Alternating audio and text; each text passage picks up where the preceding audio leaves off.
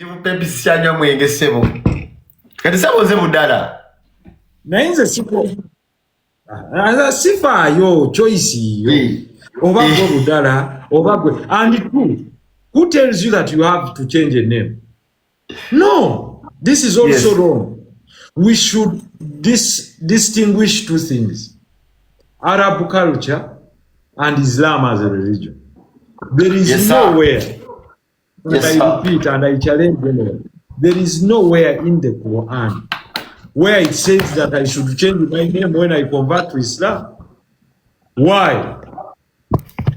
The name Yusuf is Joseph. Yes, sir. Elinya Yusuf. Yes, sir. Joseph. John Yehaya. Yes, sir. So what are you saying? What? So kwe gatosobola kuyitibwa Salumpasi Bitege. Elinya lya byajjawo nti Salumpasi Bitege. Aha. Kyekikunjagaza. Muzukulu wa Seremba. Abalaba batukonye tebatulowooza. Muzukulu wa Seremba Matama. Aha. Nga Musiraamu. Bw'otulowooza akaba tebakirina ekyo. Ndikala obeera awo naye n'otulowooza. To become a Christian, nyina kweyita who? Yekoyada, something like that. Or John, Joseph, or something. Joseph was there, and he's good. He was a prophet of God, or in the Bible, he was the father of, not the biological father of Isa born Maryam. Jesus, the son of Maria, but lwaki nyina kusooka kweyita Mary? Mwenga honorable ekijja okwogera wano wompadde okusooka kujja ku live yo nja kutegeeza abantu nti kino kijja ku mutima actually zolu wembeera awo actually gwe muntu gwe mmanyi ali knowledgeable n'ensingi kuwo solo nze nkubuulira kino njogera ku mutima yajja akale kano bakasalemu abantu uliriza olimba lindako njogere sabira okusa n'olukusa ndusabijo gulugarantizo wabwe tompadde okusa data sijja kwogera lenze nsabyo wanjwa n'omusajja omuteeketeeke omusajja omuyivu taata omani n'okusaba ku lukusa bannange nga weefunye olukusa luno okuva ewonalebo nze saba abantu e Uganda awo benyinza okugamba nti nsobola obbawuliriza abantu bano bateeketeeke basumika ensonga bwe boogera ebintu n'ofumiitiriza owulira ddala nga bigattako ye gwe musajja gwe mmanyi e Uganda awo nga nsobola okuwa eggwanga kino nkijja kulo era nkikubuulira gwe musajja gwe nnyinza okugamba nze not here by mistake. There's always sometimes when we are nembo moli nenkuliza because nina okuwuliriza. Nina nze kinkakatako okuwuliriza Muhammad Nsereko. Kuba mmanyi gwe musajja Katonda gwe yawa obwongo. Nga bw'oyogera n'edduniya ewulira. Musajja gw'oli musajja mugezi. Katonda yakuwa obwongo bwe yamma abalala. Ya making sure akuteeka mu mutwe. Nkwagala nnyo obulamu bwange bwonna nti newofuga eggwanga sikirinaako buzibu. Kino kiwulirira. Oli musajja mugezi. Oli musajja mugezi nnyo. Ndina obwamemba ba parliament sibukwagaliza, nkwagaliza kinene. Kuba nze natandika okuwuliza Muhammad. Era naganyibwamu.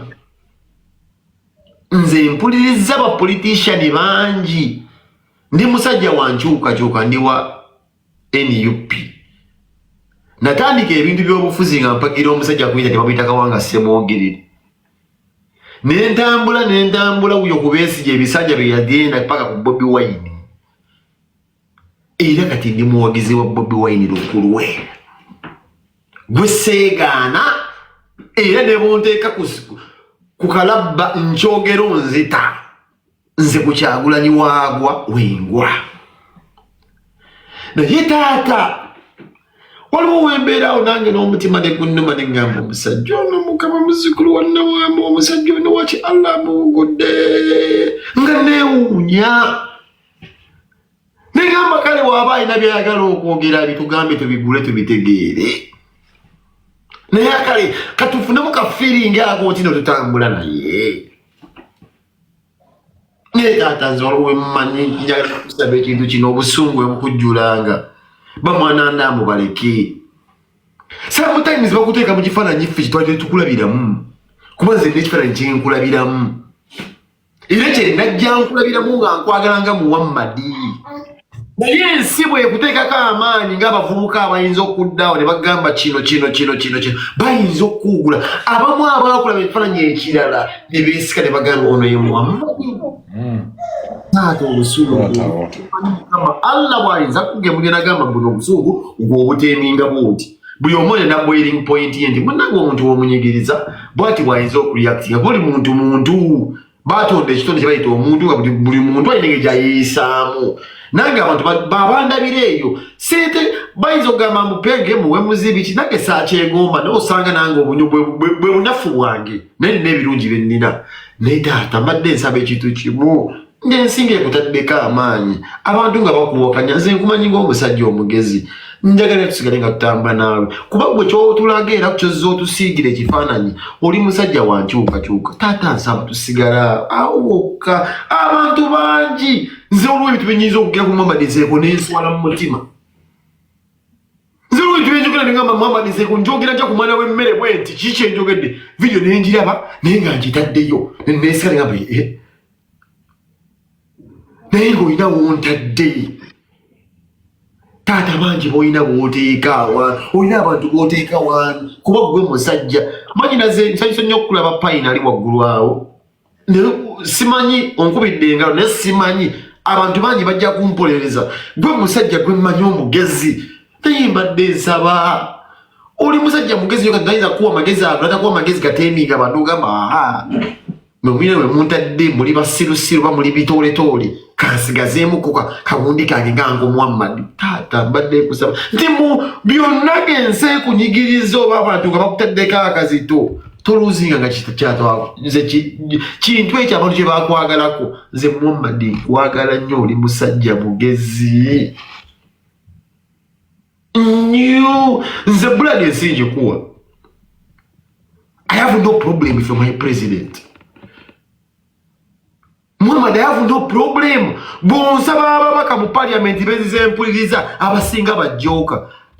Muzeeyi oli musajja omuteeketeeka yogera ebintu ng'obirinako info olina w'obijje sisimujje so abasinga batowuddiisa. Muhammad Katonda yakuwa ebintu nga tobifeekinga oyogera ebintu nga biteeketeeki. Ne waliya abantu abali eyo nze kyekizibu kyange. Nga bategeera Muhammad Nsereko kuva nga baamuwuliriza naye nga baagala batambuze taata njagala nnyo tambula naawe nga tuli ku kituufu naye ekisinga nze okuŋŋamba ne Muhammad ate bana oli musajja mugezi nnyo tokkiriza nga nsi kuvuga neekuteekawo ekwagala kuba osingidde okukola ensobi abasinga 90% kino ka nkikubuulire bakuvuma tebaagala nayinza okuyisaamu olugwanyu takyagala akyejjusa kuba avuma omusajja omugezi avuma omusajja omugezi adi Muhammad mwana naye tulina ebiwundu ku mutima mwana tulina ebiwundu rasita mwana nga tulina kubeera nga mwana kave kulaiva ngenda kuetinga emotion mwana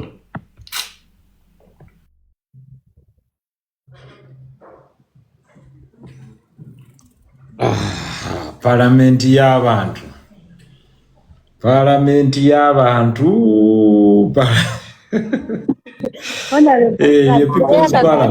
kanjogere kaya akagambo kamu nze nkulabye nga you know me, I know you, I've seen you naye exactly Peng kyabadde ayagala okwogera kimulemye okwogera. But I must say, abantu abamu they attack you because they see you on the other side of the road. Ate nga you're so intelligent, you're so kind, you're generous, naye kati abantu bakusuubira okubeera ku side ey'enkyukakyuka. Naye otulaba nti ate honorable kino kyabadde alina okukola ku side eno ey'abantu kigaanye, oba ate ng'asayidinga ku side eri emenya oba abantu. Really sometimes abatakutegeera bakukyawa. Naye ffe abakumanyi ku mutima okimanyi bulungi, ffe abakumanyi abatambudde naawe olese talent n'ogenda ne tugenda mu Villa Victoria olesa abantu, you've done a lot of things. Kati ffe abakumanyi tuyinza okusigazaamu akakatiibwa tugamba we know him on the other side of the road. Ne mu politics you're very good. Naye wabula abantu abamu ab'enkyukakyuka baagala obeere nabo. That's the point. That is the point. Kampulire minisita w'abavubuka Tamale mu parliament yazze naki. Kojja mpulira bulungi. Junior. Kwendi kojja. Junior parliament y'abantu. Kojja. Junior, oh, nice daughter. How are you? Are you good?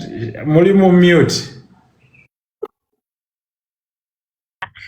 Our daughter, how are you? Hello, Honorable. How are you? You're good? You're very smart. Amazing. What's your name again? Alicia. Oline mami. Alicia aline mami. Pamela. Mwakole homework. Alicia, go do your homework.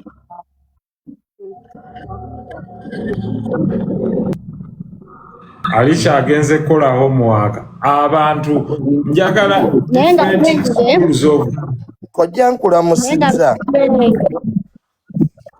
Kojja oli bulungi. Yes, kale kampulire kasita gwe kwoli Pamela. Kojja oli bulungi. Yes, nze ndiwo okuwuliriza. Wano wanga honorable Sten Newto wamma togenda side yemu. Kati ndowooza olaba nti love is shared. When love is shared, beera nga taata w'ewaka. Yes, Junior. Yes, nsanyusa okubalabako ko. Junior kwali naye tayogera. Maybe some kandete Ranya. Ranya agamba nti, Honorable, thank you for looking at the African dream.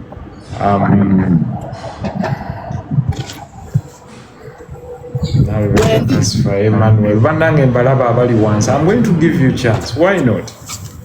I want to. There is no reason as to why. Yeah? There is no reason as to why I do not give you a chance to all come up. But I want to make sure it is balanced. Balanced chance. Ladies and gentlemen, you're all good. I want you to...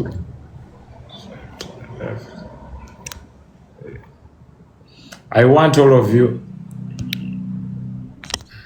Ragna. Honorable Lucifer, get the bigambo bye. Lucifer, put the bigambo bye. I leave them to you. Everyone is allowed to express their opinion. Honorable, salamu alaikum. I'll give you a chance. There is no doubt. There is no doubt about that. Okay? I'm going to give you the chance to express yourselves so that you have something to say. Salamu alaikum, Honorable. When I invite you, please make sure you continue tapping the screen to... Pamela, do you get me? Honorable, salamu alaikum.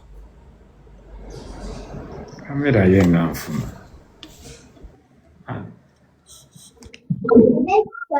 But no network a little bit.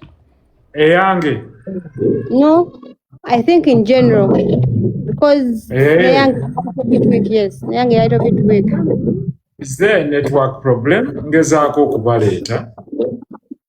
For sure, I want to give as many people a chance as possible. to talk about what I've been talking about. I've been very frank, talking about what is in Africa, the role of the people in the Middle East. Is it my network or your network, guys? Is it, am I on? Irani basaze Kyebekoze. Banna yate namute mumpe sawa na mawulire amafu. Banna Can you hear me? Am I Randy, on? please come here. Wendy? Yes, Junior. Am I on? Bagaye bampulira. Kandabe new requests simpulire from the people that have just come up. I want to hear. Okay. Because Junior is trying to call, but Minister w'abavubuka. Naye olaba abantu bwe bagaba ebifo. Sebo Julia bamuwerawo ekya Minister w'abavubuka. So nze Minister w'abavubuka ddako. Ni oyo olumu avaako naye olumu abeerako. Alinga yaka. Avaako waddako. I'm trying to invite some people. Let me come up.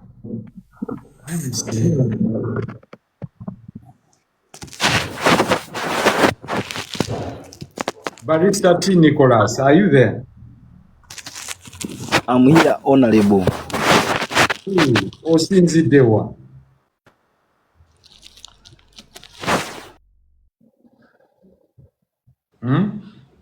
Barrister Nicholas.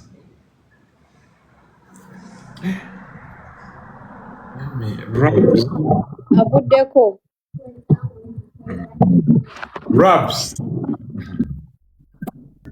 Rabs wagedda kwali.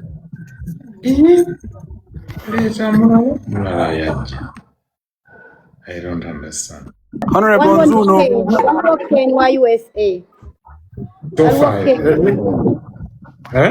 Yes, Honorable, I can hear you.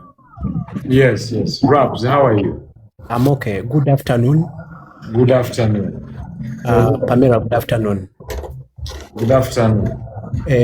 Honorable, nkwebaza byonna oyogera abamu tugezaako eno okufollowinga naye nga tubeera mu background buli live gy'okola bu notification bubaawo. Mbadde nkyebase ngenza okukalaba pa nenjoyiningirawo. Thank you. Eggwanga buli omu alina engeri gya contributingamu naye ne luli wakyogerako ng'olina omwami gw'oyogera naye ku live we yali akubuuliza ekibuuzo kya CDF comments ze yakoze n'ogamba we don't need this war. Abamu ku ffe ba relatives baffe abali mu Middle East naddala abali mu business ya hospitality baluzinze emirimu contracts abasajja bazikansolinze because abantu tebakyayingira tebakyagendayo. So buli omu nga bwe bagamba nti now a world is a global village, buli omu kimukosa mu ngeri emu oba endala. Ng'oggyeko n'omuntu ddala ali eri mu kyalo eyanoonya ssente n'asindika omwana we Buwalabu omulimo tewali kasente ntono wabaddewo abaweereza fruits e Dubai. Bangambye omusajja yankubidde nanga listen honorable, I've been stuck with my fruits for days here in the UAE. I mean here in Uganda. So since the war began, yaka losing 80 million shillings. Ate remember bawakingira ku small capital kati wabaddewo bana abaana ba transport abatambuza bintu. It's terrible. It's terrible. Abantu abakirabanga ekyomuzannyo okusaaga. This war really has a huge impact. Yes, Rabs. Ne Rabs gwoliwa. Waliwo ngambye honorable ekyo kituufu tewaliwo matooke tewali muceere. Omuntu wemutinze Rabs, wemutinze, we unmuting. Honorable mbadde gamba nsinzidde wano Kampala ndi kyanja ngezaako kufollowinga but ebintu ebimu byonna by'oyogera tubiyitamu kuba omuntu abeera wano e Uganda nga strugglinga n'agezaako agende for greener pastures kati nabyo we bigwawo bw'okomawo. Waliwo ne honorable research gy'olina okukola ate nga this is a fact. Natidde bannayuganda okusinziira nekindaga nti embeera eri ewaka wano nzibu. Omuntu agamba ndi ku kyeyo oba nfiirayo kanfiireyo naye siraba kinziza waka ewaka bwe nkomawo what next. Ffe abamu ku ffe tutandise business naye business bwegwa, not because we are reckless, not because nti tetulina bwongo buzirunninga, naye policies noyingira ekizimbe nosasula renti ne bakusaba eza toyi ne bakusaba eza kasasiro ne bakusaba eza sikali oba oliawo. Actually awemba Robs kamba yambe kweti ekintu inacho yogedde ku bizimbe kino kyengenda okwogera will not go down well, Pamela, with certain people. Mbegayiridde abantu abali mu downtown. Bw'olabanga nga rent asukka miliyoni emu mu kifo edduuka lireke. Mbegayiridde lireke. Abantu I know anyway teriyo mugagga alina sente ze zampa. I talk with my independent mind. I don't care. Teriyo yali alina kyampadde nothing. Mbegayiridde mu amaduuka ga wansi mugaleke. Ayagala asobola n'okunvuma, but let me give you free consultancy. Okujjako ng'ogenda kubba musolo. Edduuka mu downtown erye miliyoni 5 olyagaza ki? Gugenda kutunda ki? Bano bennyini be bali mu kubawendulira revenue. Kubanga emala okubalamu nti woopangisiza edduuka lye miliyoni 5 omwaka gwonna bw'ogatta ewamu oba oli mu miliyoni 6 kitegeeza turnover capital yo eteeka okuba esukka mu kawumbi. Remember, bano bagayi bo tebabawa risiiti ntuufu. Omuwa miliyoni 5 n'ateekako emitwalo 25. Ye n'abuuka omusolo, gw'omusolo ne bagukuteekako. Bw'oba oleeta matiriyo, omuntu aleeta matiriyo nga zajjoola. Wano Uganda ezitakisinga nnyo. Omuvubuka omuyambuuza ne mugamba genda e Malawi.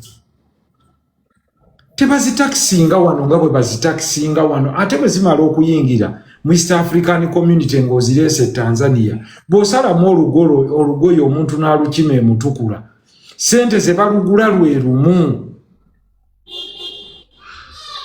Naye ffe tetwagala ku expandingako. Congo naye eri mu East African Community, naye kale katugambe nti ewaliyo olutalo. Ne just one emutukula. Naye abantu bannaffe tebaagala olumu kuwulira. Bannaye kino kirungi nkibabuulire kubanga bwe si kibabuulire nkooye okuwulira buli muntu ng'agahonale bonna yingidde emyezi 3 emabega ka bizinensi nkaggalawo. Wallahi mugenda ziggalawo. Downtown is a graveyard for capital. Abaana ab'obuwala abagendayo bagenda kutuukiriza mukolo kumugamba nti teyamala kusoma n'asigala waka. Bakwata edduuka ne balyekwata buli omu n'ateekayo amasa for address system. Mbadde mbasaba ensi egentambudde n'egenda online. Ate tukimanye nti tusobola okukolera ewamu buli omu n'atakola yekka lubegandisaanizi kateregandisaanizi. Mukireke ekintu ekyo. You can even collect capital mwenga bwe mwemanyi ne mwezimbamu ekintu ekisinga obulungi. I have a point jengezaako okubawuulira. Downtown is a graveyard of capital. Gwe miliyoni emu ng'ogisasudde mu dduuka ogenda gijjayo ddi? Abantu baffe tebamanyi kwawula sales na magoba. Kuba bw'omala okukola sales, rent, kasasiro, trading license, transport gw'okozesa buli lunaku, ezo zonna costs z'olina okuggyako. Kakati aba revenue bagenda okugwako, gwe buli w'omala okunywa amafuta sabawo risiiti. Mukimanyi nti osobola okkireiminga VAT yo. Zino sente URA ezeri mu kugwamba nti twakuŋŋaanyiza nnyingi, VAT w'abantu gwesigaziza. Ne mu supermarket. Ne mu supermarket. Nze nasanga omusajja ngamba honorable nze risiiti zonna z'oba waguze zimpe ne ngamba ono risiiti zaayagala zaaki. Nangamba ze Honorable Kwendia nkuŋŋaanya lisiiti 1000 nenzirayo nenkola kireimu yange ate banambuuza gwe waguze kubanga ezisinga kubaako paid in cash ne ku lisiiti 1000 n'agenda n'akireimingayo akakadde kamu emitwalo 7 n'ali lawa lwabuzi bwansekeredde agaye kituufu Honorable ekyo nkirinako n'obukakafu wali emabega URA bwe yagirira abasuubuzi wansi ku abaleeta ebintu okuva e China kuba nakolako eyo n'ebimu ku byaleeta red flag abantu bakleiminga nga VAT nga muyitirivu kati mubenyi kaakati omanyi nti land transfer bannaffe baagala giteekako stamp duty eddemu 3%. Meaning bajja ne baleeta valuation nti woguze wa milioni 10 nti ye value agamba wa milioni 10 ng'ate gwe plot ogiguze milioni 3 ye n'agamba according to values zaffe wa milioni meka 10 kitegeeza 3% akwagalako stamp duty wa milioni 3. You understand what I'm saying? I get. N'abantu bwe babadde bagenze nti abannaye kangule yaka stamp duty kitegeeza okukonerako stamp ettaka olijje mu lubega olize maaso mbira talina kyakuwadde kiri awo ebintu ebigenda okuleetera African governments collapsinga kigenda kubeera overtaxation of their citizens. Ebintu bino mukimanye gye biva ne double taxation. African governments no zigenze zeewola mu kwewola ssente zigenze mu kye bayita debt trap. Kakati gavumenti yaffe eya Uganda yokka erina okwewola ssente okuyimirizaawo institution ya parliament, eyimirizeewo institution ya judiciary, esasule abapoliisi abangi, egule military hardware. Kati ssente tekyazirabawo ezijja. Kuba ne President Jobo yabadde asinkanye abe-NRM ku kya budget yagambye priority is security. Eyo teyina kugira nayogera ne kugundi ku bisaawe bino nengamba bannange ulira priorities zaffe ngeno olumu munnansagira kati Honorable kyoyogeraawo yensonga entuufu. Olaba baleese ne ku inspections zino tugambe emotoka lyakyusa kala inspections bayongeddeko omusolo muyitirivu. Zezo gundi ze yabayitidde kwe kulina okwongeza apparently buli muntu akolera mu bukonteina bwonna baabugyeewo. Antuuliriza kakati research tetulinawo organized research institutes. Kati baakizudde nti abaana babadde beezuulira nabagamba omuwala eyazuula patent formula eso gy'osobola okuteeka ku birime ne bitavunda ne bimala emyezi 3. Olwakizuula nti omwana oyo bagenda muwa obukadde bwa $3. Kati baaleesewo ne kino bw'onoofuna ssente nga zivudde ebweru nazo tujja kujja tukutakisinge ng'oli munnayuganda. Mbadde mbabuulira nti until we reach that period buli omu n'atandika okufumiitiriza n'amanya nti when you overtax people in order to maintain this bourgeoisie rich class. Kankuwe example mu kifo ky'okuteekawo functional cameras n'okuteekawo policing eya buli omu osanga nti abakulembeze aba gavumenti buli omu atambula ne pick-up 2 ez'abasirikale. Ayina abasirikale 8 owulira nga kuko kuliko ba driver 2 ge mazimaago. Ayina driver amuvuga. Emmotoka zino buli emu egula milioni 3 meaning aliko milioni 600 ne milioni 5 je gyatambuliramu 1.1 billion yeye mutambulirako. Kati bano bonna ate balina obbawo extra allowance za milioni babeere nga bali ku milioni nga 2 ezo ziva mu ministry. Meaning 2 million times 8 people is 16 million. 8 by 2 is 32 million. Ate ne bana abatudde naye mu motoka meaning $10,000 per month. Oyo mumaliddeko emitwalo 10. How many ministers do you have? Close to 72. Ate honorable, with due respect, nali jongoberera park nga ndaba akulira bala DC. Naye owulira kyengezaako okugamba. Just why people think nti naffe abaddugavu balina otusomako mu byafaayo. Nti odidde ono omuntu wa wansi went to school, paid school fees, you did not educate them for free. They have been buying fuel all the way. Medicare tewamuwaako ya bwerere. Ne sente zaz'okwekolera zonna ozitakisinze in order to, one, look after a big family that leads the country. Huge family, huge, massive. 100 people, buli omu alina omukuumi, jjajja, maama, gundi, uncle, buli omu alina omukuumi. Then, minister, n'emmotoka, bw'oyita ku Jinja Road oyinza okugamba tukolerawo party.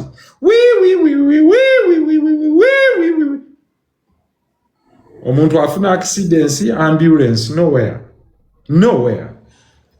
Abantu bakuba enduulu, ababbi batunyaga ekiro, teri patrol erabika. Ebizimbe bikwata omuntu teri fire brigade etuuka mu budde. No, because zino zonna emmotoka ezandibadde patrol cars. Buli bano balina emmotoka more than 200 cars.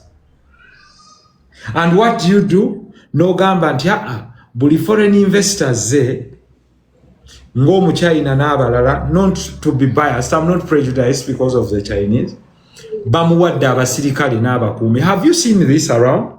Mubalaba n'aba UPDF? Do you realize how silly we can be? How stupid we can be as a nation? Instead of guaranteeing security for everyone in the neighborhood, including your citizens that pay tax, bano bawa abasirikale banabana.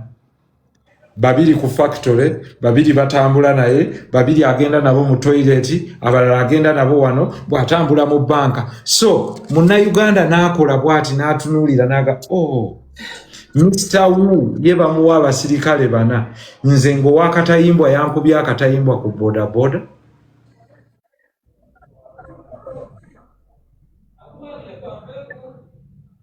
That's what basically we are doing.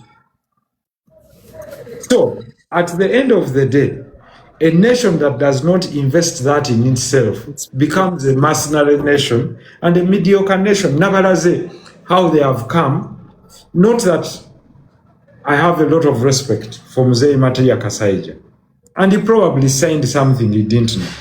Yeah. But Naraba American ambassador, this guy, Amazo Gamba Bana Uganda, you need okufuna visa yafe. You must pay $15,000. First. $15,000. Muzirekeyo. Azene $1 billion. Just $1 billion. Zebaba jako wano mu visa fees. Again, chikuwa denga aid. Give me your data. Buli blood group ya buli muna Uganda, buli bulwadde buli muluma, buli ddagala lyamira. Tubiwaddeyo mu America. So temucha ina medical independence. Independence yamwe medical mugitunze in return for $1 billion. And how much is the value of that data? From just one country with 50 million people, the data of those people is valued at over $50 billion. Tumwadeyo for how much? For $1 billion. Tumwadeyo for how much? For $1 billion. The problem of Africa has never been lack of resources. The problem of Africa is ignorant leaders. Omukulembeze bw'aba tamanyi bwe batyo waga ne batunda gold wafe. Gold wafe bamutunda. Gwe oli Alemani yali amanyi value ya gold, Alemani yali amanyi value ya copper, yali amanyi value ya cobalt. So, does this leader understand that AI, artificial intelligence, tusikirizibwa kuba na mwana yekka wano. Bwana Pamela kanjira nkutadde wansi. Omwana ayinza okufuka mu ssimu. Nti takirizibwa And I don't know, people ought to understand. Nti, yeah, 50 years from now, they will not be understanding what they sold out. That is true. Nti ensi efugirwa ku pharmaceuticals. Mumbulireyo ennyumba emu etaliimu ddagala. Weri? Bw'otaba na Panado oba na antibiotics. Bw'otaba na antibiotics oyine erya skin. Bw'otaba na lya skin oyina sirapu y'ekifuba.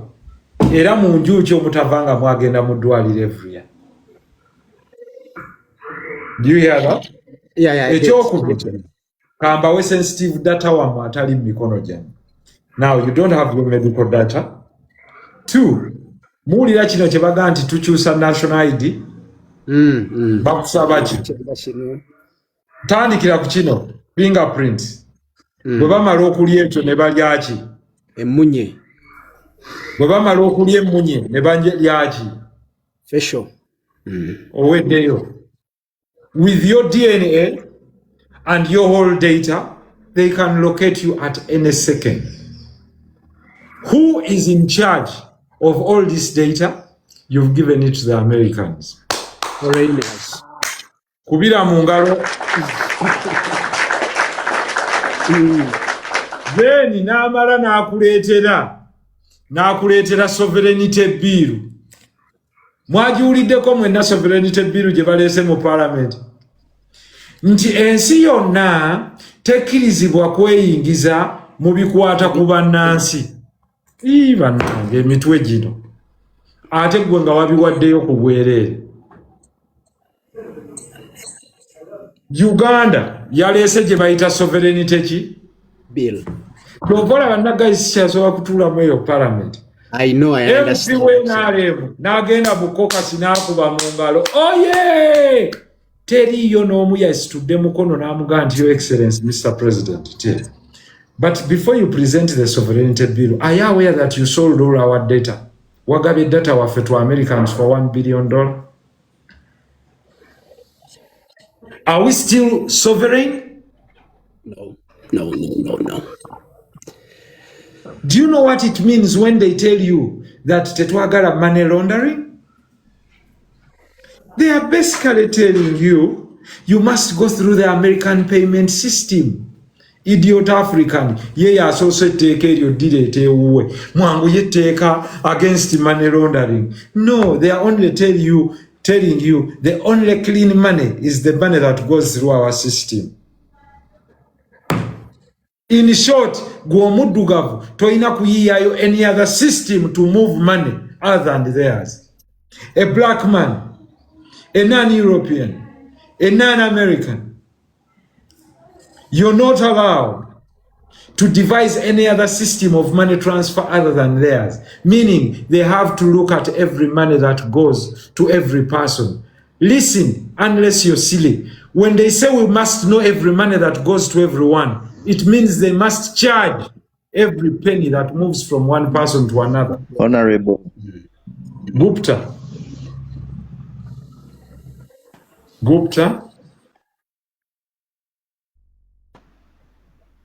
Meaning they must charge.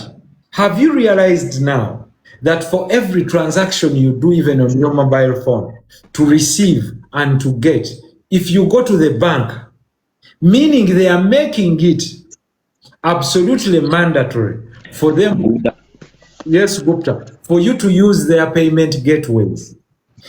Kati ogaggawala teyeetaaga gwo omukolere. Ono gwe bayita Visa, Mastercard, mobile money, PayPal are their companies. The only money that can move that is recognized is only money that goes through them. Do you know how many transactions in the world are conducted? That is why they are going to start telling governments that start using electronic money. Because when you use electronic money, you fund the rich at the Wall Street. You understand what I'm saying? When you send $1,000, it does not. Wezituukira ku muntu omulala ono, it's no longer $1,000. It is $998. $2 zigenze.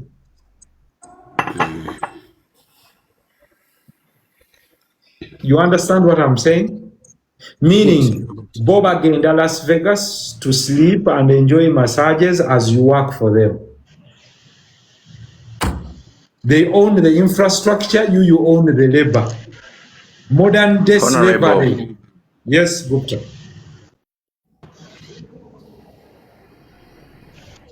Gupta wants to speak, but I think there's a network.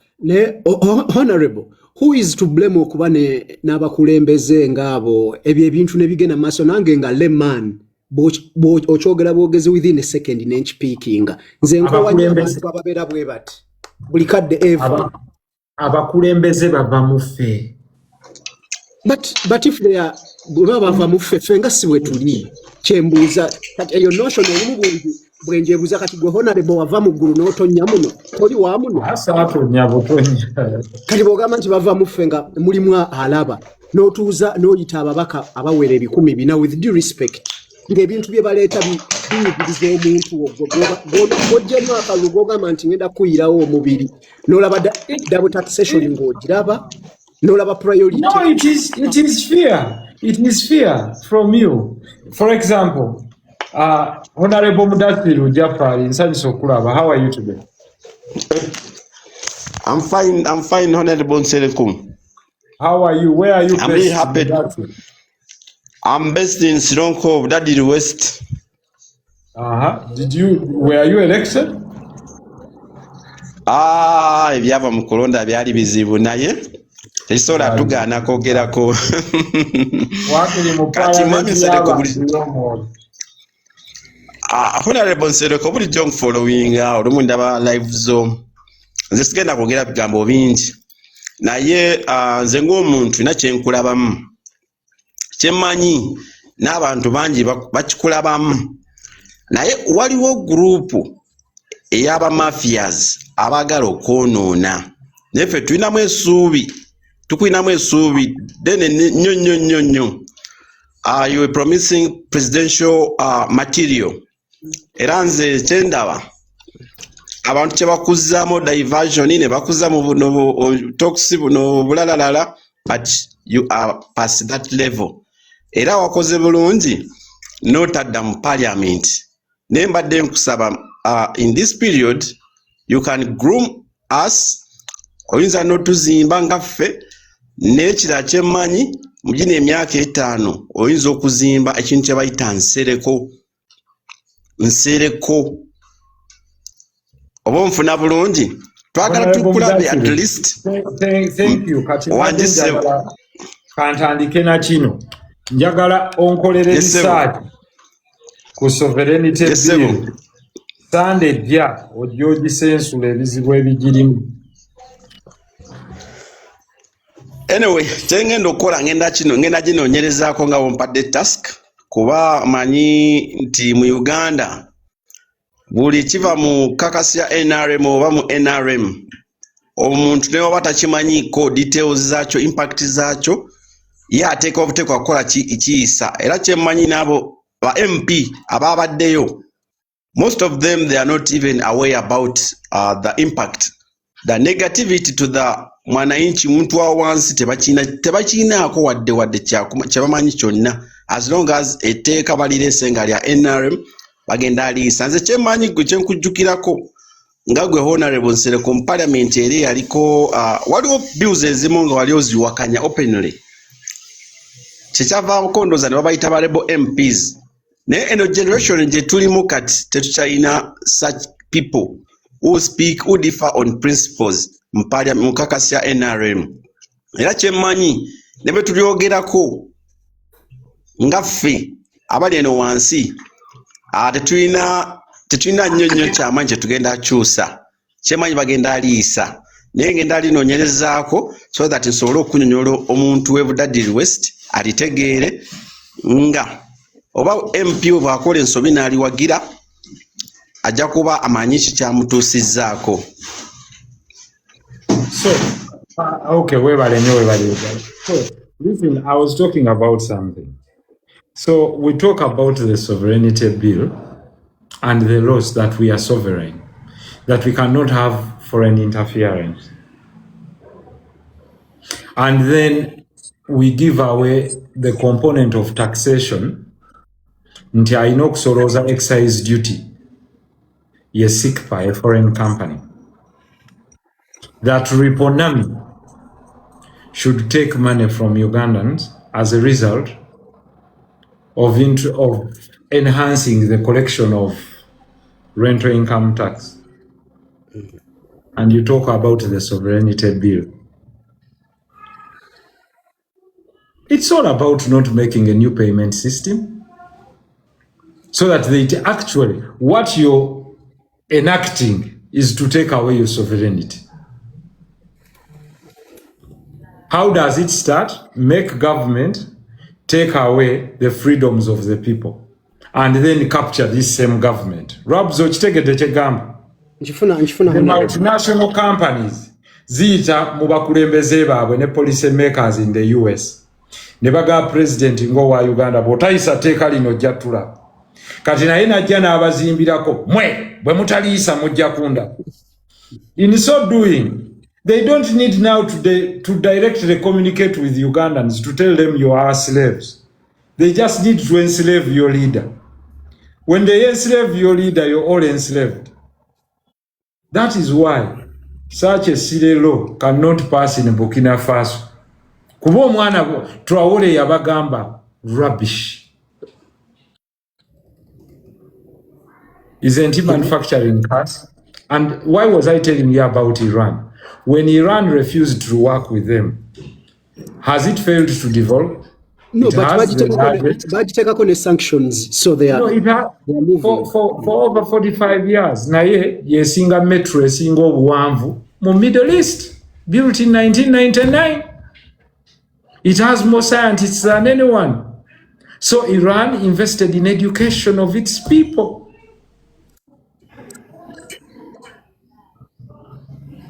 So those who want to survive in opulence and they are not there for the country particularly, or government, the nation must stand out. It's their survival. They will adopt every policy. Kankubuli. For example, you hear that a country like Mali, when the US said, we are putting this on your citizens, Mali never gamba, we've also reciprocated. US ya withdrawing. Ninga Mali mbyabu. Naye Uganda webagamba, ba citizens ba mwano, baja mu US, twagala omutwalo gumu n'ekitundu ogwa $1. You get a foolish Ugandan official, najja ku media center, n'atandika okugamba bana Uganda, mutwalayo forged documents. Stupid!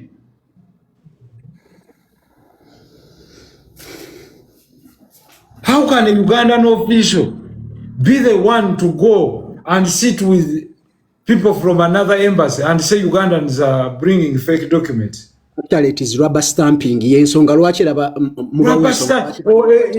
Natunulira omusiru asemberayo ddala efu. Because choba kigambye ojja kujja wano ofune visa. Ate honorable this fool to say nti omuntu abata qualifyinze mumudize sente ze n'ebipapula bye. This fool, the heart is not for Ugandans. Because the policy of protest would be you cannot take money and deny people visas at the same time. Oyina gamba nti we won't take your money. If someone doesn't qualify, you give back their money. Because from Uganda tetutwala sente zo netukudinayinga visa. I can't take your money and then I deny you a service. Yensonga lwaki bayongedde. Because part of this money is to print your sticker. Kati sticker togimpadde. Muna Uganda omugobye bugobi. Ne sente zo zitutte. Lwaki takuchupule. Then you see this empty-headed whole government official from Uganda going to the media center. Natula noli. You see, you bring forged documents. Since when were embassies allowed to access information under the Data Protection Act of Ugandans in banks. But, Honorable, on to that point. Only by court order, or if I authorize you personally. If you think you're not satisfied with my finance, please give me further proof. Or can you allow me to call your bank to prove this?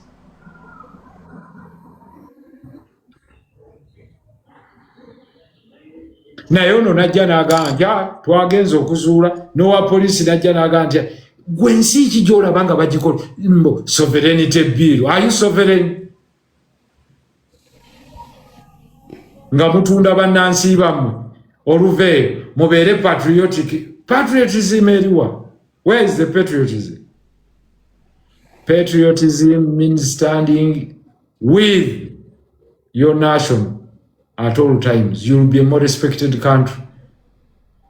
Then mumudeno mubulirira abantu mpola mpola nti tie kino temukikola kino si kituufu. Naye otudde ne bali bw'ogamba abantu bammwe bano abantu baffe bakola fojjale.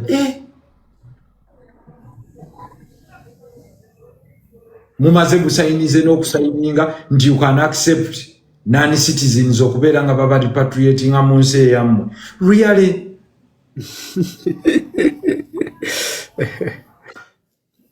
What are blacks not going to do for money? Double standard. Then now mumala ne mujja ne muga sovereignty bill. Which is sovereignty? Sovereignty. Walwanga honorable tukusaba, you should have stayed in parliament. Oyogere n'abaani. Goyogera naye akuwedda kiika 3. You give me 3 minutes. Goyogera naye je kennyini tabitegeera. Ate neze 3 mubeeramu interruptions mpitirivu. Akuwedda kiika 3 oli interrupted. Huge frustration. But there is a parliament here. Nabo kwebali. They are here watching. I'm telling you. All of them. And if you thought you are not powerful, I always told you, Goroza lwaki batuuka gamba, it is important now to listen to people on social media. Yes, because people have realized the traditional TVs are rubbish.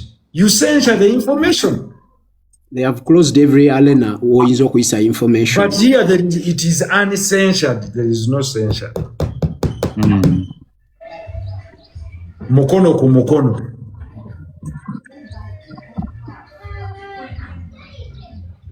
Here people can come and say mulimba kino tekyaliwo, this you didn't do.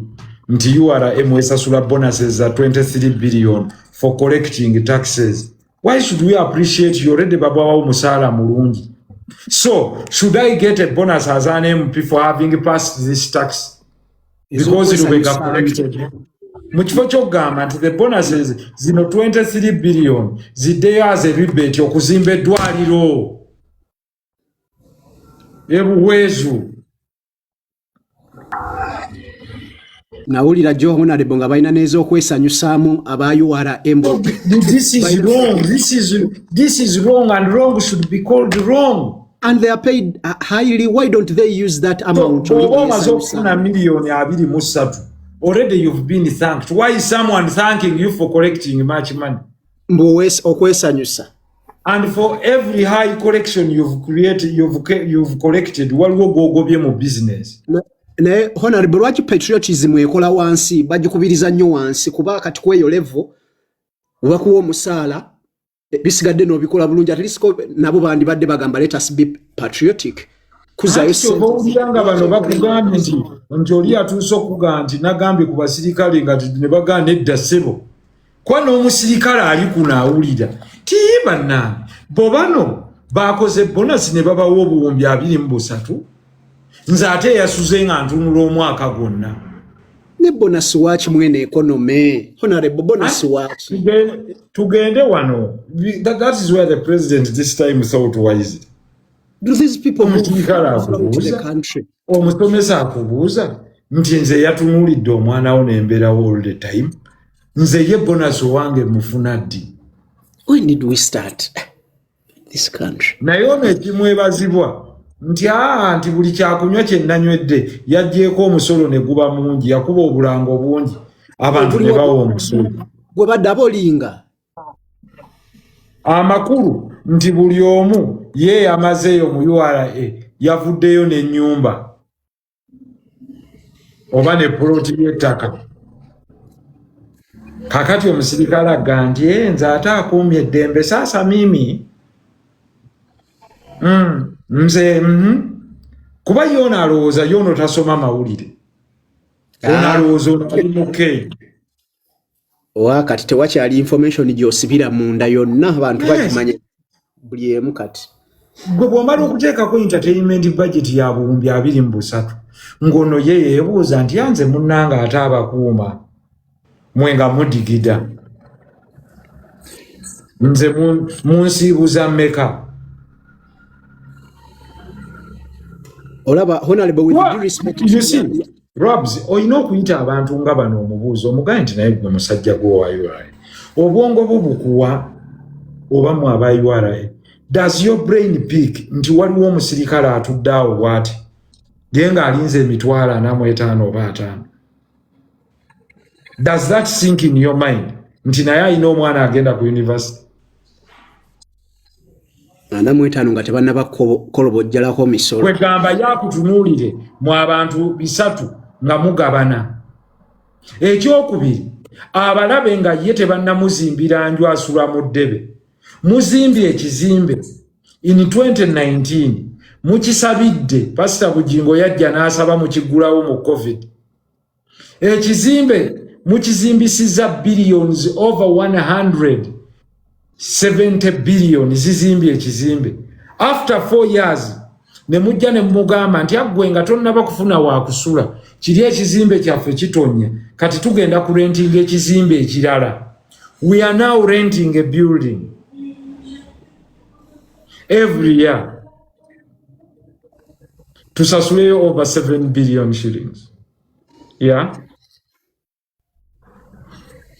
which same money would give you another building in a Mutulao. What is special about you? Are you saying if we gave the URA people part of the land wano ku Uganda Railways ne bazimbawo units za billion 7 zisobola n'okuzimbawo nga ziri temporary ze tulizita prefabricated units? We can install them within 3 months. Free land, prefabricated units, fully air-conditioned offices. Does that stop a URA officer from working? Do we need to rent? Naye bonna bakolera mu office honorable aba URA bonna nti no enforcement abeera mu kakati Robs katukkirize nti bakolera mu office. The question is how many are they? Thank you very much. There are 150 or 300 abakolera mu kizimbe ekyo. Does government have land? Yes. Yes, it does. Can I show you where part of the land is? Because if I need URA services, do I necessarily have to come to the city center? No. Why? Waliwo ekiŋŋaana okugenda government eyina ettaka erubowa. If you wanted to put up on 1 acre, on 2 acres including parking, otekewo installations za prefabricated gundi nga zijja kuspendinga $1.5 million. Bonna aba URA babeere mu offices ezo zibeerewo for the next 10 years.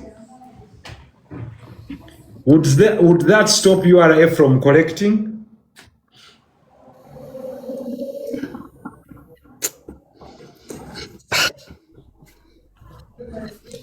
Uganda, Motherland. Wanji? Ne honorable waliwo olumu bwentera okuwulira nga okunenya si kubi ng'onenya banna Uganda nti the leaders represent them, naye waliwo ebimu ne bikusukkako. Abo abantu abo bwe twogerako balina zi masters aba balowooleza ministries abo ba PS. They are land people. They are land people. Hey.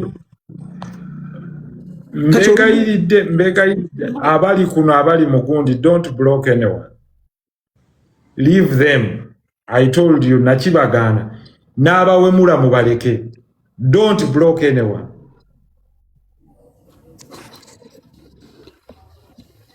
Those who are doing the moderation, leave them. Kubanga n'abali bawemula ku mulembe gw'omubaka Rasulullah sallallahu alayhi wasallam yabaleka mubaleke. They are only a few. Kubanga njagala awemule nga bwawulira. Nga bw'alika kutuusa irimu yaffe gye bali. Ate ekivumo tekirina kye kikuggyako. Kutuusa irimu yaffe gye bali. It doesn't matter. Mu society mujja kubaamu a few paid to do that. But bwe banaaba yeebaka ajja kutandika okwetakula ng'alina wayirindi ekiro mu buliri ng'ajjukira ebigambo bye nayogedde. Kati muleke. Please leave them. Ekyo nakibagaana. Don't. Leave them. Because what is more important is my information. Honorable. Yes. Walupias. Honorable, how are you? Nze Walugeme Pius. Yes, Pius. Kati nze issue yange nze mbadde nkufollowing all along. Ne issue yange eri kuba the way kati nga cases gyekolamu emisolo mu basuubuzi nga ffe abalina small capital ndi wakunasa. Challenge weeri bo balina engeri gye bagolamu emisolo nga buno bagamba nti ono asasula zino ne tubabuuza nga bazze mu bizimbe byaffe basinziira ku ki? No one has the answer. Nosanga ng'oli alina mashini bamusaba omusolo bagamba ogenda tuwa emitwalo 8, ogenda tuwa emitwalo 5, otuwa 4, otuwa 2 naye nga tubabuuza. Just a second. Mpaamu omukisa naye ono si yeye. Ono yafeekinza akawunti y'omukulu ndowooza si yeye. Toyinza kubanga olina ba followers 4 nga olina ba follower 3. Gwe eyise jeno munnange okujjako ng'oyogedde naye otulabyeko. Then nekirala Honorable. Buli omu tujja muyita wano naye okakasa yegwe.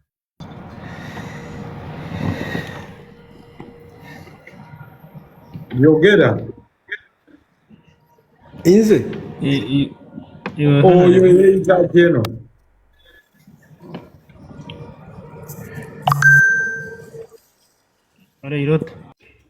Ogira otulabira mu bwakawunti bwo.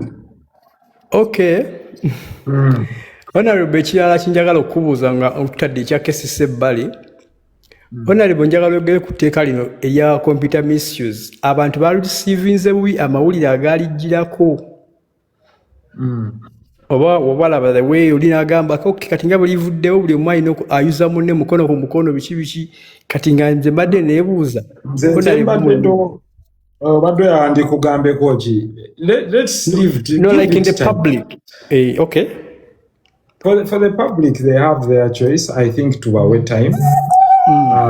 Those that will realize, that's up to the Attorney General if he wants to appeal it or if he doesn't want to appeal it. That's his own choice. But for the public, the choice is yours. But time will tell who was right and who was wrong as it goes on. Yes, okay. King Password. Honorable, assalamu alaikum warahmatullahi wabarakatuh. Alaikum salam warahmatullahi. Osinzidde wa King Password? Nsinzidde Kisaasi wano bampita Mpungu Kakomo Hakim. Mpungu Kakomo Hakim, oliwe Butambala. Oliwe Butambala era njagala otwala omusagulo okukulisaayo mu kuziika kwa jjajjange ejjo ly'abalamu. Kaakati nkuwuliriza nnyo nnyini ddala ebiseera ebiwera. Naye eggwanga lino libulamu abantu ab'emitwe egiyimiridde ku nsingo zaabwe nga ggwe. Essente zirina engeri gye zitabudde abantu abali mu byobufuzi oba be tulowooza nti abannabyabufuzi. Kuba kikkirize gaana ensi ekulemberwa bannabyabufuzi kuba be bagitegeerera ebiseera ebisinga. Naye bannabyabufuzi abaliwo babakulembeze baffe bafuuse nampulira ziri. ensonga ez'omuzinzi kasita bo batuula eyo ne bafuna engeri resolution naye ate nga resolution eba y'akasente kasita bo bafuna akasente ensonga ez'omuzinzi tezijja mu public nansi kuzitegeera ng'ensonga z'oyogerako. Eri omunnayuganda atamanyi nti URA esansanya ssente ezimenya amateeka ne mu kuwulira. Naye nga information eyo tetuuka ku baki ku bantu ye nabo ne bwe n'abatuukako emikono misibe bakole ki? Naye at least esooke batuukeko kyo kikulu nnyo. Naye honorable nze nyiza obutayingirayo nnyo eyo naye nenjagala okwebaza okuba nti gwe oyimirira ku bigambo byo ate n'oyogera ensi kyeyagala okuwulira n'ekyetayagala kuwulira kubanga mulimu abategeera n'agamba ye bulijjo honorable ono tulowooza nti bwati naye bw'aba ayogedde ku nsonga eno n'akola okusalawo ng'omuntu kyekyo togambye nti n'abavuma tubalekeko bakole ki? Baleke bajja kubiga. Awemule ekigambo kye naye awulire ekyamagezi kyanalowoozaako ng'ali ku cupa ye ey'omwenge oba ng'ali ku buugi bwe wali mu katago ng'alya ajja kirowoozaako. Ensonga ennumi omutwe honorable. Ekibuga kino tukyetaaga kirungi nnyo era nga kiyonjo nga bwe baakikola bagobemu abantu bakitereeze. Nze ng'omuntu nakisanyukira newankubadde enkulankola nejja n'okunyigirizibwa. Ne tugamba nti akatunyigirizibwe ekibuga kyaffe kikole ki? Kitereere. Nze mu bwongo bwange nina okukkiriza n'okumanya nti kasita tunagoba abantu mu kibuga bajja kutereeza Kampala efuuke model city. Kampala bwe mala okufuuka model city ng'obumenyi bw'amateeka mu Kampala bukendedde nga amataala kwegali ku nguudo buli kintu ekyetaagisa mu Kampala nga kirungi nnyo nnyini ddala tewagenda kubeerawo any resistance mu bannayuganda ng'okutte ekibuga ky'Ejjinja ng'obagambye nammwe mutuviire tukole kye twakola e Kampala nga balina kye balabako bagamba olaba Kampala yalimu omugotteko guno ne bagitereeza neetuuka ku eno level enguudo ziri bwe ziti kakati naffe katubasegulire babeereko kye bakola ki? Kye bakola. Naye okwata Jjinja n'obagoba Eiganga n'obagoba Embale n'obagoba Atego nze ndowooza nti this is my perception. This is how I perceive it. Ndowooza nti singa twasoose ne tufuna model city netugamba nti mulaba bannajjinja tetwakola e Kampala mu kiraba kyekino naffe kye twagala oleeta wano. Naye omuntu ali ku Kamuli Road ogoba waaki? Omuntu ali emafubiro eri wansi atasobola yadde okuyingiza emitwalo ebiri olunaku ogoba waaki? Omuntu ali eruwuuka nze maama wange weeyo luwuuka eyo naye baŋŋambye nti ne bukioski obusala enviiri obw'omuntu ono abana batunda amazzi ag'ekikumi asomese omwana singa omaazi atunda amazzi ag'ekikumi afune fiizi w'omwana omumenyedde akabookisi ke eri mu kyalo. Ndowooza nti honorable mufune mmwe engeri gye musula ku ddoboozi abanene osanga bategeere nti no kirungi okutereeza ebibuga byonna n'ebitundu byonna bikulaakulane naye ku level ku peesi ki kuba tosogenda sobola kutereeza Jjinja Iganga Mbale Atego. Kale ensonga y'abantu bagiwulidde era tukkaanya naawe. Abantu bakkaanya naawe seetaaga nagikubaganyaako kirowoozo. Abantu tubatwala empola ng'ate bwe tubateekerateekera for sure. Kuba omuntu ayokya obukoko embalala.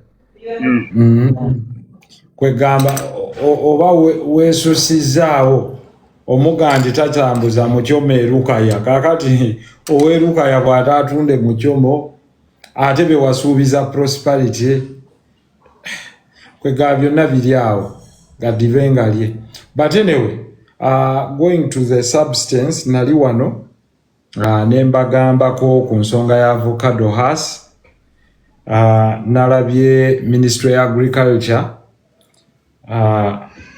kyekiri kye nagamba Rabs nti tofaayo kubaagala okuwemula baleke. Ministry ya Agriculture yataddemu nti eyagala abanaasapulayinga ensigo za avocado has eggalawo ng'ennaku z'omwezi 30 kati bino bye mujja okujja wano ku consultant era awoka ndowooza eyagala ensigo mmeka kandabe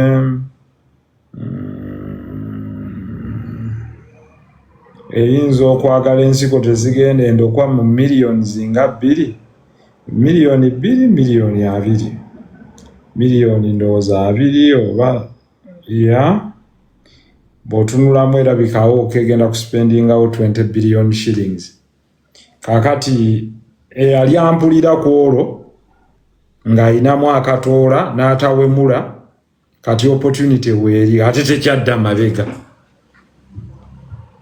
Gavumenti ya Kenya nayo yataddemu ekirango eyagala abasupplyinga seedlings ez'endokwa za avocado haasi emiliyoni 21 ndowooza yeeyegenda mu buwumbi 1,000. So those who think we come here to play fool's game, fine. Abali beera bawuliriza, maybe they will gain something. That's why I was telling people, do we lose anything working together? Netugamba nti tutaddewo nasale bed ey'endokwa zino because demand for seedlings in a country where there is agriculture will be a permanent business. Buli season ey'okusiga bw'enaabaawo waliwo ayagala empeke ez'akasooli. Rabs tuli wamu oba nedda? Kaka wange nti tuli wamu kwendi kakati ate otegedde nti saagala njogere nga nvumirira ebitulemye ng'Abafirika ate naffe ne tubula magezi kukola byaffe bitubeezaawo ng'abantu. Mu zino byasabiddwa macadamia bye binyweebwa biri ebirina agaweka aganene. Ebinyeebwa nga 25 bigula $1,100 mu supermarket. Ensi ezimu ezisinga obbirimaano mu Afrika kuliko Tanzania, Malawi, Mozambique. Macadamia yoona adda bulungi. Ne wano gavumenti ya Uganda egenda kugula endokwa zino sente zaava mu funding ekakaza ndowooza ya World Bank. Egenda kugula endokwa ne mu government of Uganda ndowooza za buwumbi nga 2. Naye omukisa gusanga yeetegese the round white nut. Omukisa gusanga akolaki? Gusanga yeetegese. Endokwa eneemu ejja kugulwa ku ssente nga zigenda kumpi mu $1,000. Wabula Uganda yonga egula zino. Ate Kenya ate egula za mmwanyi. Ate ez'emmwanyi naye erina zikimeeni. Ate Uganda ng'ekyegula ez'emmwanyi. Congo yafunye funding mu ssente zaayo ze yagabanye n'Amerika okufuna endokwa eza koko egenda kugula n'ez'emmwanyi za miliyoni za $8. Kakati kiri eri gwe okufumiitiriza mu mutwe n'ogamba mu bulamu bw'ensi eno nkolagane naani. That's why I told you nti life is about a choice. Ku internet kuliko abawemula ng'oweta ng'okyama eyo. Kuliko n'abateesa ebigattako mu nsi muno. Omusajja omulala yaŋŋambye nti waliwo demand ya poles z'emiti ze baawadde mu rural electrification. Northern Tanzania eyagala emiti gya miliyoni za $68. Kakati bagenda kusanga ozannya ludo. Kakati ludo muzannyi neggwe baani mikwano gyo? Who are you going to work with? And these are the things BNC bambagamba nti omuddugavu ta respecting a knowledgeable person. Why? They want to be given everything for free. Chovola boli ajja ne business n'omugamba to consult me so ko sasule sente zino naga kangende mbyegerezeeko. Bwe mulema najja naga honorable ntaasaba genda kunsiba nti kiki kyanti nagenda okufuna looni bino wammanga nga sibisomi. Ne mugamba na waliwo gwe nabuuza bakuwola ya mmeka nti ya miliyoni 8. Ne mugamba wali tosobola kujjako just miliyoni 4 noziwala oyo oba 2 n'omugansomera mu ndagaano eno omululu n'okupakuka kuwayina tewayina amukiri nze amugiramu Close ne mugaye my friend ddayo kaakati lwakuba oli mulonzi wange tebasobola kufuwa Close nga looni ye eri insured baakuggyako 4% ya insurance. They have not explored all possible means and exhausted them. Nanga Honorable Nkoze nti ne muga tugende mu court tuteekeko injunction. Ne tugenda mu court ne tufuna interim order ne bagamba looni eyimirire kati takyawaayo ssente baali batwala essomero ssente azifuna tawaayo eri banka paka omusango banaagusala. Nanga Honorable nali nfa nga buli fees buli taamu nziwaayo eriki bazisalako busazi akati ekkooti eŋŋambye omusango ejja gusala mu myaka 5 batuwa kisasulira mu insurance ebiryani foasi naye temwaga idiot tayagala kuspendinga miliyoni 10 omulage ekimutaase miliyoni 2 abo balooya balya nnyingi genda bakunyige.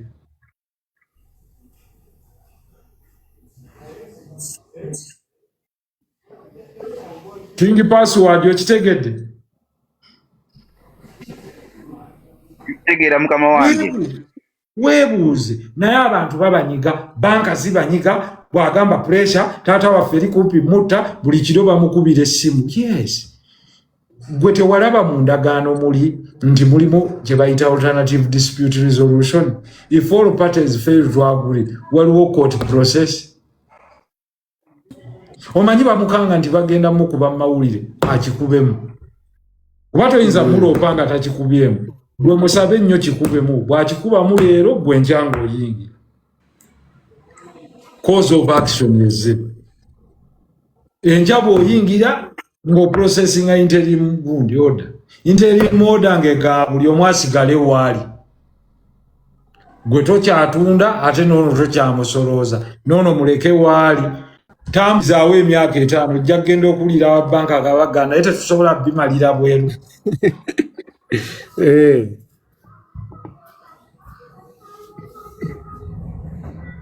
So in banking, do you realize that for every deposit you make, the bank lends it 9 times? Bw'ogiseresa siringi 10 eddamu n'erwewo naye have you realized that on every cash withdrawal you're making in a bank kuliko charges nebo zibera nebo batoyinayo ng'oyina account era still charges zibera charging you for a service. They are charging you for a what? For a service. Kakati gwe yajja okusoma textbook banking ono gwe bali mugamba nti bw'ona okozesa alternative money eyo zitambuza is money laundering. Who tells you nti Robs bw'aba ali eri nga nange nnyina wano emitwalo 2 tetusobola kukola money transfer? Robs ali Dubai oba ali Kisaasi nange ne muga Honorable oyo mumpeera emitwalo 2 nange ono nga mukuweere wano temutambudde nga temulina charge yonna. Chikola kakati bali tebaagala otambulire mu infrastructure ey'omu America so that temulina economic independence. Kakati kye bakola basooka ne bagamba nti oyo temujja muwa bwa gavana feno nga IMF tetumutegeera. Olina aleeta sovereignty bill. Which bill are you bringing into your sovereign? Sovereignty wajidda ate nga bagamba abantu beba lyeggwanga owulira ano bagamba power belongs to the people. Which power? Era eyo ku biru bye bisookako nabadde ngezaako okugisoma bwebwe obusookeramu ddala. If power belongs to the people, did you consult me ng'ogenda gaba medical data wange? Ate kyokka n'ekyo mwekiri nti anything to happen abannansi baba balina okukkiriza. Did you consult me ng'osayininga n'America okutwala medical data wange? Anti onali bagamba wamuwa obuyinza ng'oyita. No, I can sue even the American government in America for having my data because my data is not a property of the Ugandan government. Ugandans can decide to sue the government of America in American courts. My medical data is not the property of the government of Uganda. I'm not a property of the government of Uganda. Under the law. Siri property yabwe nti basobola okunkozesa kye baagala. Anti honorable agenda eno engeri gye bakitaputamu agenda kugamba nti we signed a contract nti eri omulonzi n'omukulembeze nti honorable asobola okushalawo kati nkikubuulira ky'olowooleza nti kinaayamba abantu bo. But kakati kankubuulire, do you know that under the law an accounting officer bw'akola ekintu ekiriidinga to financial loss omusango gumukwata nga ye? Absolutely, nchitegeera. Under the Data Protection Act of protecting a data wange, who is supposed to protect my data? Bomukwata n'omuguze because that was a transaction. Era as a reward, Professor Musenero ye yagenze olaba bwe bawa visa aba bakolera ebintu. Professor Musenero, Minister wa ICT, yabadde Harvard, kati olwo bamusembezza oyo olwo ye bamuwadde visa. Ne batwale Harvard.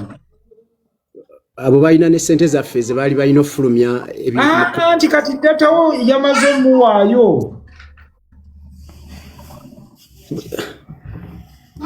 Kyovola banti baali bapuushinga ojja olye BGM or genetically modified food.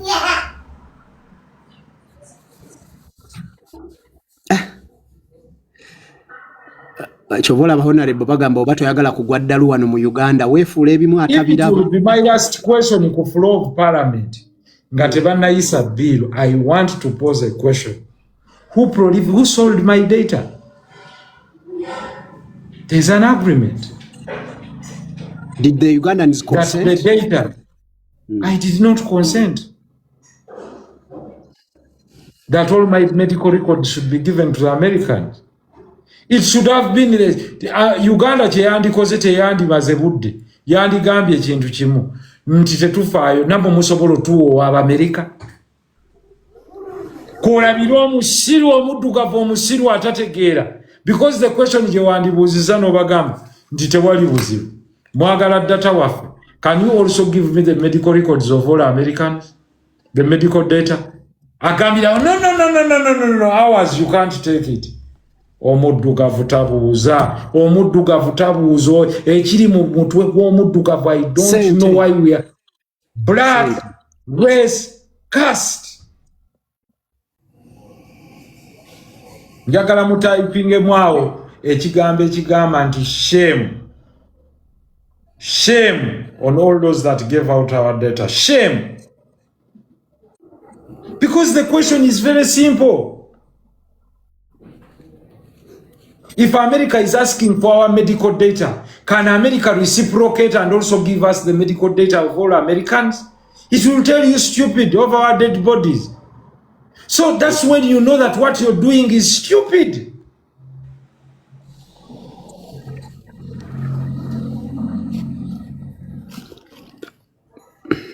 Let me remind Africans and people they call the third world, whatever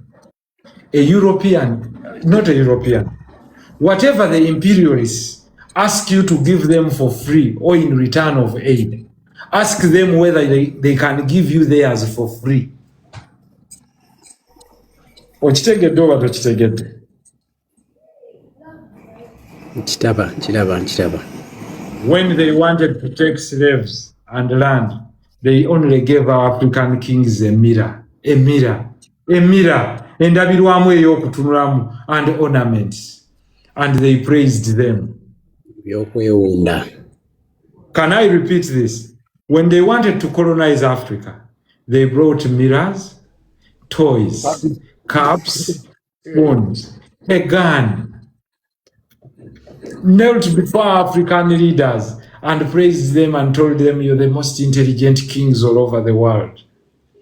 and the Africans had their ego nursed because bo baagala kunansinga ego yaabwe. Gwe mwe basaba lwanyi mwe baki. When their ego was nursed and they were told you are the best, never quarter their people and they sold them on ships. Yeah. Now we are paying the price of having sold what was most precious. Now, what is happening is that they come and give you 1 billion because you're quick. You want to eat quickly. $1 billion, you think you can't collect it in taxes, or you think you can't be patient. $1 billion in exchange of all your medical data. Honorable, Olumu, don't you think that we are requesting a lot from our leaders, if at all, the bare minimum? Zibalemi okukola. You have a nursery kid, ebya nursery bimulemye, neno omutika ku syllabi eza primary living education. I think ndowooza olaba n'obutono bugaanyi kati ate ebimu bikwese n'ebiwandiiko omuntu asayininga bamutwala butwazi n'asayininga minister gundi n'asayininga busayinizi. Don't you think that tuli mu kusaba ebingi bye batasobola nakola if the bare minimum okutereeza embeera z'abantu mwanayinki asembereyo ddala wansi bigaanye nti omukyala agenda mu ddwaliro okuzaala nga talina wadde n'akantu n'akamu. But this has nothing to do with the bare minimum. The bare minimum is the knowledge. Nti ono omuntu kyansaba akitwalire sente zino n'akimpeerako ne biliyoni n'angansa yingamwa. Yebwe musabe gwe kyova olaba nti Uganda egamba buli ajja jangu oyingira ofune visa, which is right. Naye gwe America ekikuwa.